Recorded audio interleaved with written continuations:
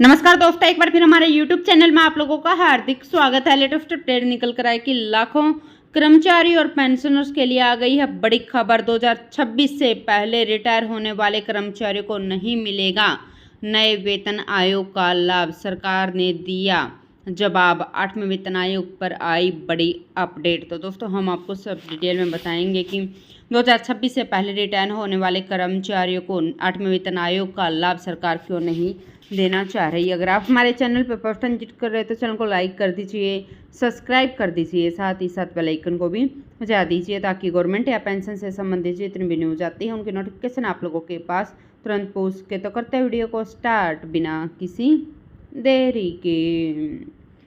दोस्तों, केंद्र सरकार ने हाल ही में 8वें वेतन आयोग के गठन को मंजूरी दी है, जिससे केंद्रीय कर्मचारी और पेंशन भोगियों के बीच नई उम्मीद जागी है।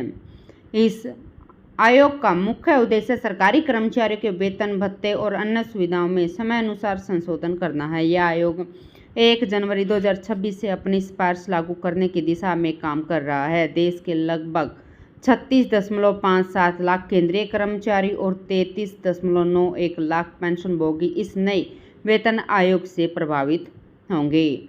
लेकिन सवाल ये उठ रहा है कि क्या 1 जनवरी 2026 से पहले सेवानिवृत्त होने वाले केंद्रीय कर्मचारियों को 8वें वेतन आयोग का लाभ मिलेगा या फिर नहीं मिलेगा। दोस्तों, सरकार पेंशन भोगियों को 2 समूहों में बांटकर 2026 से पहले सेवानिवृत्त होने वाले को नए वेतन आयोग का लाभ से वंचित रख सकती है। इस मुद्दे ने कर्मचारियों और पेंशन भोगियों के बीच चिंता का माहौल पैदा कर दिया है। इस विवाद की शुरुआत वित्त विधेयक 2025 में केंद्रीय सिविल सेवा पेंशन नियम में किए गए कुछ संशोधन से हुई है। All India trade union Congress और कुछ विपक्षी नेताओं ने आरोप लगाया है कि यह संशोधन सरकार का एक छिपा हुआ एजेंडा है। इनका कहना है कि सरकार 1 लाख करोड़ रुपए से अधिक के वित्तीय बोझ को कम करने के लिए पुराने पेंशन भोगियों को नए लाभों से वंचित करना चाहती है। उन्होंने आरोप में वित्त मंत्री निर्मला सीतारमण ने 27 मार्च 2025 को संसद में स्पष्टीकरण दिया है। उन्होंने कहा कि पेंशन नियमों में हाल के संशोधन केवल मौजूद नीतियों का वर्गीकरण है और उनके किसी भी लाभ में कोई कमी नहीं आएगी। वित्त मंत्री ने यह भी स्पष्ट किया कि जिस प्रकार 2016 से पहले सेवानिवृत्त हुए पेंशन भोगियों को 7वें वेतन आयोग के तहत 2016 के बाद सेवानिवृत्त हुए पेंशन भोगियों के बराबर लाभ मिला था, उसी सिद्धांत को 8वें वेतन आयोग में भी जारी रखा जाएगा। 7वें वेतन आयोग की सिफारिश 1 जनवरी 2016 से लागू की गई है, जिसमें सरकार ने यह सुनिश्चित किया कि चाहे कोई कर्मचारी 2016 से पहले सेवानिवृत्त हुआ हो या उसके बाद, सभी को समान लाभ मिलेगा। इस नीति ने सभी पेंशन भोगियों के बीच समानता सुनिश्चित कर दी है।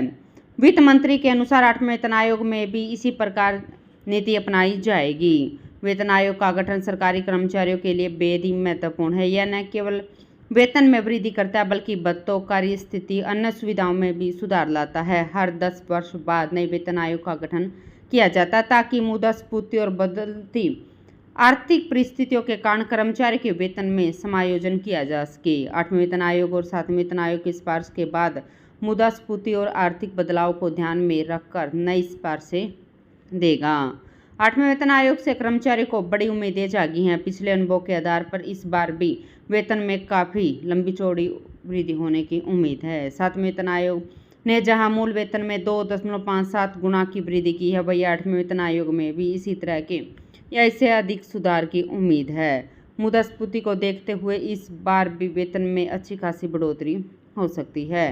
दोस्तों, सरकारी आंकड़ों के अनुसार 1 मार्च 2025 तक देश में लगभग 36.57 लाख केंद्रीय सरकारी कर्मचारी और 33.91 लाख पेंशन भोगी हैं। उनके अलावा लाखों रक्षा कर्मचारी हैं जो इस वेतन आयोग से प्रभावित होंगे। इन सभी कर्मचारियों और पेंशन भोगियों के लिए 8वां वेतन आयोग एक महत्वपूर्ण घटना है, जिससे उनके जीवन स्तर में सुधार होने की उम्मीद है।